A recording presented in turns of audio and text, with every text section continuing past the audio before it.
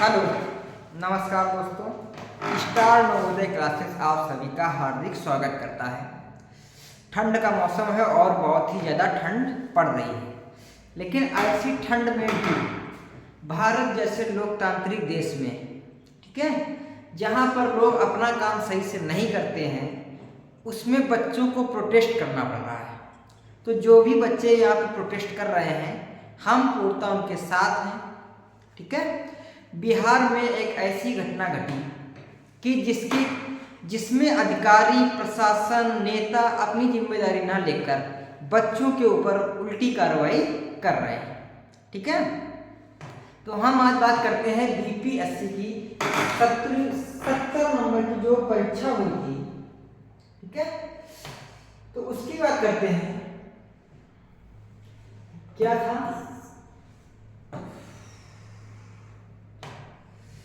BPSC 70, ठीक है। तो काफी प्रोटेस्ट के बाद तो एक तो पेपर हुआ। अब उसमें बच्चों की एक सिंपल सी मांग है री एग्जाम की। किसकी मांग है? री एग्जाम। और ये मांग क्यों उठी? तो ये मांग इसलिए उठी कि पटना में एक कॉलेज है बापू, ठीक है। कौन सा कॉलेज है? बापू। वहां के एक डीएम साहब हैं श्रीमान चंद्रशेखर जी। कौन है? चंद्रशेखर जी। जो क्या है, उनको अपना काम तो ढंग से करना आता नहीं, ठीक है। बच्चों का पेपर नहीं बट पाया, पेपर में सील पहले से टूटी हुई थी। ये लापरवाही सब किसकी है? डीएम साहब की, ठीक है। खुद पेपर नहीं करा पाया और उसके बाद बच्चों को थप्पड़ मारते हुए नजर आए। तो जब आप अपना काम स्वयं खुद अच्छे से नहीं करते, आपके क्षेत्र में पेपर लीक हो गया, उसकी जिम्मेदारी आप नहीं ले रहे हैं, ठीक है। और जब बच्चे प्रोटेस्ट कर रहे हैं तो आप उन पर थप्पड़ चला रहे हैं। ये कहाँ का न्याय है? लेकिन अब न्याय है। क्यों न्याय है? क्योंकि सरकार उनकी है, लोग उनके हैं, ठीक है। तो ऐसी स्थिति, ये एक स्थिति नहीं है कि सिर्फ बच्चे वहां पे बिहार में ही ऐसा लड़ रहे हैं। जो भी एग्जाम होता है, चाहे आपका एनटीपीसी का एग्जाम हो, उसमें बच्चों को प्रोटेस्ट करना पड़ा। तो भारत जैसे देश में जहाँ पे युवाओं की भरमार है, ठीक है, युवाओं की भरमार है, और जो देश केवल तरक्की कर सकता है युवाओं को साथ लेने से, उस देश में लोगों को रोजगार या लोगों को कुछ, बच्चों को कुछ नया करने के लिए प्रोटेस्ट करना पड़ रहा है। अब कुछ लोग आरक्षण से डीएम बन गए हैं, किसी पैसा घूस दे के डीएम बन गए हैं, या कुछ भी करके बन गए हैं, तो बच्चों को थप्पड़ मार देंगे आप? कहाँ का न्याय है? अरे आप भी कभी बच्चे थे, आपने भी वो परीक्षा पास की है, ठीक है। तो अब आपको सरकार का वो है, तो ये कहीं का न्याय संगत नहीं है कि आप बच्चों के साथ ऐसी हरकत करें। चलिए ठीक है, आपने कर ली, क्या आपकी जीवन भर वो पोस्ट बनी रहेगी? कभी आप भी नीचे आएंगे, और उसी लाइन में आप, जिस लाइन में आप धक्का मारा, उसी लाइन का क्लर्क आपकी पेंशन पास नहीं करेगा, उसी लाइन में आपको भी लगना पड़ेगा। और तब आपको समझ में आएगा कि जो मैंने गलत किया है, जो मैंने सत्ता का, जो मैंने अपने पद का गलत इस्तेमाल किया है, उसका खमियाजा आपको तब भुगतना पड़ेगा। तो उसमें सिर्फ एक ही लोग जिम्मेदार नहीं है, उसमें जिम्मेदार बहुत सारे लोग हैं। उसमें एक नीतीश जी भी हैं। अब इनसे हम न्याय की उम्मीद कैसे कर सकते हैं, क्योंकि जब इनका खुद का कोई मान नहीं है। आज इस पार्टी में सिर्फ इनको पद चाहिए, पैसा चाहिए, ये उस चीज के भूखे हैं। तो जो व्यक्ति अपने इतना लालची हो सकता है कि अपने सिद्धांत को बेच सकता है, तो उससे न्याय की उम्मीद कैसे बच्चे कर सकते हैं? क्या उनको न्याय मिल सकता है? नहीं मिल सकता है, ठीक है। तो इसमें अब आज ही हाल में सुनने को आया है कि पटना डीएम साहब ने पप्पू यादव जी पर क्या किया है? कार्रवाई की। किस लिए कार्रवाई की है? कि बच्चों का साथ आप ना दें। हम बच्चों को कोई रोजगार देने में अक्षम हैं, हम अपने जिससे हमको 50 लाख रुपए आ गए हैं, हम उन्हीं को नौकरी देंगे और हम री एग्जाम नहीं कराएंगे।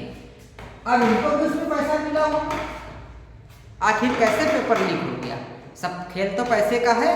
अगर पैसे का खेल नहीं है तो आप एक्शन नहीं ले पा रहे। इतनी सर्दी में जहाँ पे आपको घर से बाहर निकलना दूभर है, वहां पर बच्चे प्रोटेस्ट कर रहे हैं और ये आपके बच्चे हैं, क्योंकि आप वहाँ के मुख्यमंत्री हैं, लोगों ने आपको चुना है, आपकी कार्य है कि जनता को आप सहयोग करें, लेकिन आप जनता को सहयोग नहीं कर पा रहे हैं। तो इसका मतलब क्या है कि आप अपने पब्लिक को अपना मानते ही नहीं हैं। आपके लिए जो भी है आप सिर्फ पैसा है, सत्ता है और उसके लालच में आप आए हैं।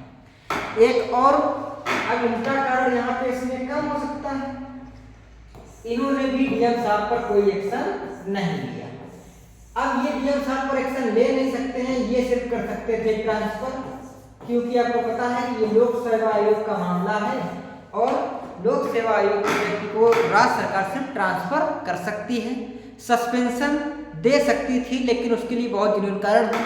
अब ये सस्पेंशन नहीं दे सकते हैं क्योंकि ये तो बैसाखी पे बैठे हैं, इनके दो मित्र और हैं, एक सम्राट चौधरी जी, ठीक है, और एक इनके उप मुख्यमंत्री और है, और वो मुख्यमंत्री हैं बीजेपी के। और आपको पता है कि जब से ही इस देश में गवर्नमेंट बीजेपी की बनी है तो सिर्फ और सिर्फ पैसा पैसा पैसा, बच्चों का कोई कहीं पे कोई योगदान नहीं। हिंदू मुस्लिम सिख ईसाई सब आपस में भाई भाई थे, लेकिन अब कोई भाई भाई नहीं, सिर्फ हमको हर तरीके से पैसा चाहिए, हमको लोगों का शोषण करना है, हर तरीके से हमें शोषण चाहिए, ठीक है। इतनी बड़ी घटना हो गई है, वहाँ पे एक व्यक्ति शायद सोनू कुमार है जिसकी मौत हो गई है, एक बच्चा जिसकी मौत हो गई है, और प्रधानमंत्री जी उस विषय में बोल नहीं रहे, एक डीएम का सस्पेंशन नहीं कर पा रहे, जिसने छोटी सी बात को इतना बड़ा बना दिया। अगर उस समय सीधे बोल दिए थे कि भाई प्रशासन की लापरवाही थी और हम इस तारीख को रीएग्जाम करेंगे, बात खत्म। और आपने ये एक्सेप्ट कर लिया पहले से ही, आप एक्सेप्ट कर चुके हैं कि रीएग्जाम कराएंगे, लेकिन क्या एक्सेप्ट किया है कि रीएग्जाम किसका कराएंगे? रीएग्जाम उनका कराएंगे सिर्फ जिनको जो बापू कॉलेज में हुआ था, बाकी लोगों का रीएग्जाम नहीं कराएंगे। ये कोई बात हुई? अब वहां पे तो बच्चों ने पकड़ लिया आपकी गलती को, तो आपने मान लिया, बाकी जगह बच्चों ने आपको पकड़ा ही नहीं, आप कैसे उनको मान लेंगे? लेकिन अगर पेपर लीक हुआ है तो जरूर थोड़ा ना कि सिर्फ वहीं पे लीक हुआ, और भी जगह लीक हुआ होगा। फिर इनको तो हमने पहले से लीक कर रखा है, मतलब जो यहाँ पे सेंटर पे बच्चे होंगे वो पहले से धुरंधर थे, आपकी उसमें सेल लगा दी, फिर उनका एग्जाम करा लोगे, वही बच्चे पास हो जाएंगे, बाकी क्या करेंगे? तो कहीं ना कहीं आपका सीधा उसमें इन्वॉल्वमेंट दिख रहा है। अब जब इतनी बड़ी हरकतें आप करेंगे और उसके बाद आप बच्चों को देते हैं कि बच्चे गलत कर रहे हैं, तो कैसे, आखिर हम कैसे मान लें, या कोई व्यक्ति कैसे मान ले?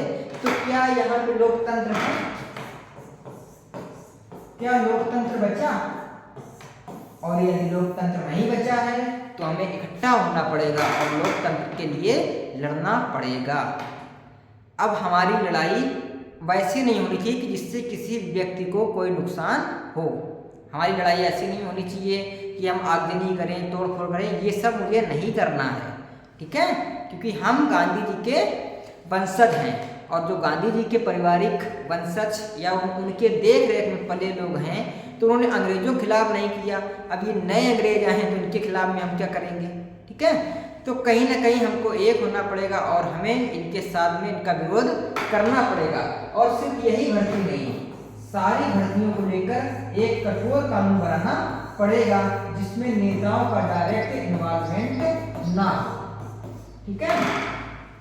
और हम सरकार से गुजारिश करते हैं कि ऐसे डीएम साहब पे आप तुरंत कार्रवाई करें, जिससे कि जो वहाँ की अराजकता है वो ना फैले और लोगों की ऐसी सर्दी में बच्चे अपने घर पे जाए वो तैयारी करें। और रीएग्जाम ये छोटी सी बात है, जरूर उसमें आपका जरूर पैसा जाएगा, ये सब चीज़ें जाएंगी, लेकिन ये तो आप रैली भी करते ना, पैसा तो आप चुनाव में भी सरकार खर्च कर रहे हैं, आप अपने घूमने के लिए भी सरकार का पैसा खर्च करते हैं, लोगों का टैक्स का पैसा है, तो कम से कम उसको बच्चों की भलाई के लिए खर्च कर रहे थे, उसमें क्या बुराई है? आप अपने लिए उसका सूट भी महंगा खरीदते हैं ना, तो वो लोगों के टैक्स का पैसा ही तो है, आप कहाँ से ला रहे हैं? आपकी क्या इनकम है?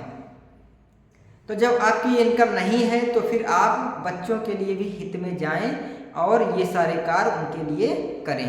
अगर आपने ऐसा नहीं किया तो ये विरोध आपका बढ़ता रहेगा, और ये विरोध ना बढ़े क्योंकि सर्दी का मौसम है, बच्चे बीमार हो सकते हैं। और ये सब कोई आपके जैसे रईस खानदान से नहीं है जिन्होंने नंबर 2 का पैसा अंदर किया, बेचारे गरीब बच्चे हैं, ठीक है। ऐसा नहीं है कि इन्होंने किसी की चापलूसी करके प्रधानमंत्री बन गए, मुख्यमंत्री के बेटे थे, ये नहीं है। आप तो अपने बच्चों को यहाँ रोजगार देते नहीं हैं, आप तो अपने बच्चों को विषय अध्यक्ष बना देंगे। ये सारे गरीब घर के बच्चे हैं जिनका आप रोजगार छीन रहे हैं। तो प्लीज़ आपसे रिक्वेस्ट है कि इनके लिए आप उचित कार्रवाई करें और जल्द से जल्द कार्रवाई करें, ठीक है। तो आज के लिए इतना ही रखते हैं और हमारी सरकार से अगर फिर मांग है कि इन बच्चों को इतनी सर्दी में बाहर ना भेजें, बाहर वो मजबूर ना करें रहने के लिए, उनको उनके लिए एक अच्छा सा डिसीजन लें और बच्चों को शांति व्यवस्था को बहाल करा के रखें और बच्चे अपने अपने घर जाएं, क्योंकि वैसे भी स्थिति बहुत ख़राब है बच्चों की। और अगर ऐसी सर्दी में कोई बीमार हो गया, कोई मर गया तो कौन जिम्मेदार होगा, ठीक है।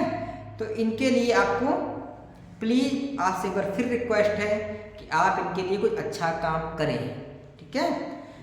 इसी के साथ में मैं अपनी वाणी को विराम देता हूं और मैं उन सभी बच्चों के साथ में हूं जो किसी भी तरीके से अपनी बात को रख रहे हैं, लेकिन बस मेरी बच्चों से हाथ जोड़ के विनती है कि किसी भी प्रकार की आगजनी ना करें, तोड़ फोड़ ना करें, क्योंकि जो संपत्ति है वो भी आपके लिए है। भले आज उसका नेता दुरुपयोग कर रहे हैं, लेकिन वो कहीं ना कहीं है तो देश की, तो उसको कोई तोड़ फोड़ ना करे, कोई आगजनी ना फैलाए, ठीक है। चलिए आज के लिए देखते हैं।